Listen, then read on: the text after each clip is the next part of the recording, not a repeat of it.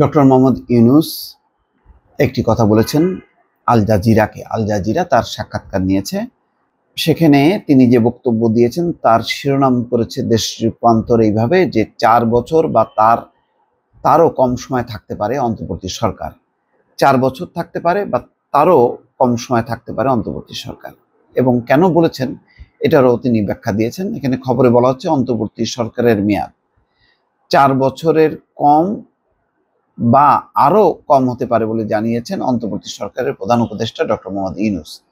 পরিষ্কার করে তিনি এই ক্ষেত্রেও মেয়াদটা বললেন না।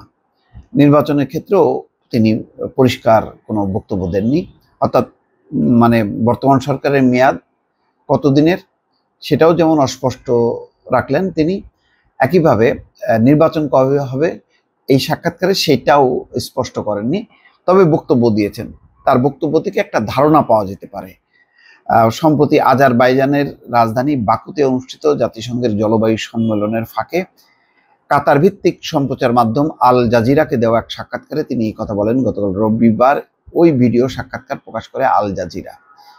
অন্তর্বর্তী সরকারের সময়সীমা কতদিন হতে পারে সে বিষয়ে জানতে চাইলে ডক্টর মোহাম্মদ ইউনূস বলেন, আমরা অন্তর্বর্তী সরকার, আমরা স্থায়ী সরকার নই। নিয়মিত সরকার 5 বছরের হয়। নতুন সংবিধানে সরকারের মেয়াদ সম্ভবত 4 বছর হতে পারে। এই আলোচনাটা আছে যে যেমন মার্কিন যুক্তরাষ্ট্রের সরকারের মেয়াদ 4 বছর, প্রেসিডেন্টের মেয়াদ 4 বছর, তেমনি বাংলাদেশেরও যেই 5 বছর মেয়াদে আছে, 5 বছর পর পর নির্বাচন, সংসদ নির্বাচন, সেই নির্বাচনটা 4 বছর পর পর, অর্থাৎ 1 বছর কমানো হচ্ছে। সেই ইঙ্গিতটা তিনি আগেভাগে দিলেন যে নতুন যে সংবিধান হচ্ছে সেই সংবিধানে সরকারের মেয়াদ 4 বছর হতে পারে। কারণ মানুষ সরকারের মেয়াদ কম চায়, কম সময়ের মধ্যে পরিবর্তনটা চায়। সুতরাং এটা অর্থাৎ অন্তর্বর্তী সরকারের মেয়াদ 4 বছরের কম হওয়া উচিত, এটা নিশ্চিত। 4 বছর থেকেও কম হবে, কিন্তু কবে কত কম হবে সেটা নির্দিষ্ট না। এটা আরো কম হতে পারে, 4 বছরের হতে পারে বা 4 বছর কম বা আরো কম হতে পারে।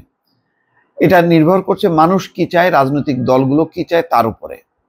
তো রাজনৈতিক দলগুলো তো মোটামুটি বলছেন যে দ্রুত সময়ের মধ্যে নির্বাচন, এবং তারা পারলে নভেম্বর ডিসেম্বর একটা নির্বাচনী রোডম্যাপ চায়, এবং সেখানে মার্চ মাসে বা মে জুন মাসের মধ্যে, অর্থাৎ আগামী বছরের মাঝামাঝি সময়ের মধ্যে তারা নির্বাচন চায়, এরকম হচ্ছে একটা ধারণা। এবং সেই ক্ষেত্রে তারা বলছে যে মৌলিক যে সংস্কার সেই সংস্কারগুলির পরেই তারা নির্বাচনটা চায়, আর বাকি সংস্কারের বাস্তবায়নটা নির্বাচিত সরকার বা নির্বাচিত পার্লামেন্ট জনপ্রতিনিধিরা তারা সিদ্ধান্ত নিলে সরকার সেটা ইমপ্লিমেন্ট করবে। বাংলাদেশে আগামী নির্বাচনের সময় কখন হবে সে বিষয়ে ডক্টর ইউনূসের কোনো ভাবনা আছে কিনা সেই প্রশ্নের জবাবে প্রধান উপদেষ্টা বলেন, না, আমার মাথায় এমন কিছু নেই। এটাও একটা খুবই অ্যালার্মিং, আমি বলবো যে এরকম প্রশ্নের উত্তর দিলেন কেন, যে আগামী নির্বাচনের সময় কখন সে বিষয়ে কোনো ভাবনা আছে কিনা তিনি কেন বললেন যে না, আমার মাথায় এমন কিছু নেই। তিনি আরো বলেন, যদি রাজনৈতিক দলগুলো চায় এটা ভুলে যাও, নির্বাচন দাও, তাহলে সেটা করা হবে। তো রাজনৈতিক দলগুলো সংস্কারের মুখোমুখি করা হচ্ছে কেন? তারা তো বলছে না যে সংস্কার চায় না, তারা চাচ্ছে মৌলিক সংস্কারগুলো চায়, এবং নির্বাচিত সরকার যদি না আসে তাহলে দেশ সংকটের মধ্যে পড়বে।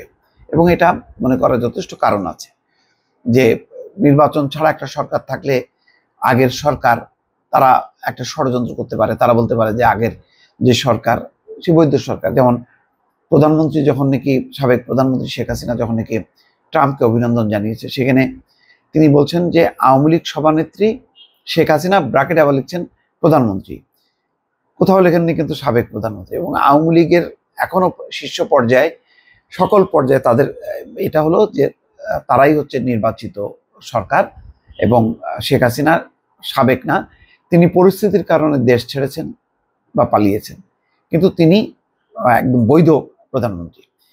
এই কারণে আর একটা পার্লামেন্ট না আসা পর্যন্ত এইরকম একটি পরিস্থিতি তৈরি হওয়ার শঙ্কা অনেকে করছে, যেটা বিএনপি প্রকারান্তরে বা অন্যান্য রাজনৈতিক দলও বলছে। এখন তিনি বলছেন যে তাহলে অন্তর্বর্তী সরকারের প্রধান হিসেবে তিনি 4 বছর থাকছেন কিনা, এমন প্রশ্নের জবাবে ডক্টর ইউনূস বলছেন, আমি তা বলিনি যে 4 বছর, আমি বলেছি এটা সর্বোচ্চ মেয়াদ হতে পারে, তবে আমাদের উদ্দেশ্য তা নয় আমাদের উদ্দেশ্য যত দ্রুত সম্ভব শেষ করা। এটা আবার ক্লিয়ার করছেন উনি যে সর্বোচ্চ মেয়াদ এটা হইতে পারে, তো 4 বছর, তার রেগুলার গভর্নমেন্টের মতো নেই। রেগুলার গভর্নমেন্ট 4 বছর, তিনি বলছেন তার চেয়ে কম হতে পারে বা সর্বোচ্চ মেয়াদ 4 বছর হইতে পারে। তবে আমাদের উদ্দেশ্য তা না, আমরা উদ্দেশ্য দ্রুত সম্ভব শেষ করা। কিন্তু তিনি এটা বলছেন যে এটা রাজনৈতিক ঐক্যমতের উপর নির্ভর করেন। তো রাজনৈতিক ঐক্যমত তো হওয়ার জন্য তেমনটা তো আহ্বানও করা হয়নি রাজনৈতিক দলগুলো বসে একটা তাদেরকে সিদ্ধান্ত দিক।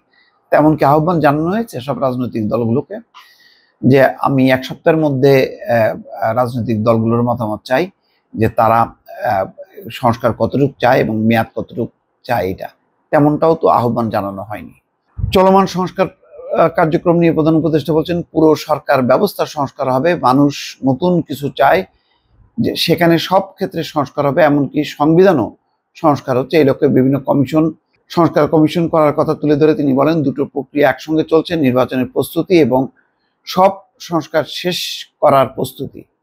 অর্থাৎ নির্বাচনের প্রস্তুতি চলছে এবং সব সংস্কার শেষ করারও প্রস্তুতি। ডক্টর ইউনূস বলছেন নতুন বাংলাদেশ শুধু নির্বাচনের মধ্যেই সীমাবদ্ধ নয়। আমরা বাংলাদেশের মানুষের কাছে জানতে চাইছি তোমরা কি এখনই নির্বাচন যেতে চাও নাকি এসব সংস্কার শেষ হোক তাও চাও। সবকিছু জনগণের সঙ্গে রাজনৈতিক দলগুলোর সঙ্গে পরামর্শ করে তাদের মতামতের ভিত্তিতেই হচ্ছে।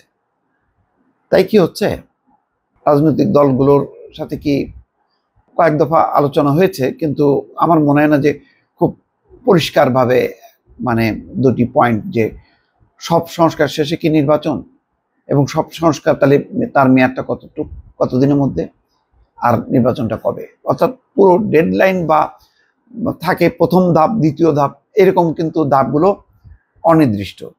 ফলে সবকিছু মিলায় রাজনৈতিক দলগুলোর মধ্যেও কিন্তু এক ধরনের ধোঁয়াশা তৈরি হচ্ছে। অন্তর্বর্তী সরকারের সঙ্গে রাজনৈতিক দলগুলোর কিন্তু একটা দূরত্ব তৈরি হচ্ছে এইভাবেই। দর্শক ভালো থাকবেন, আল্লাহ হাফেজ।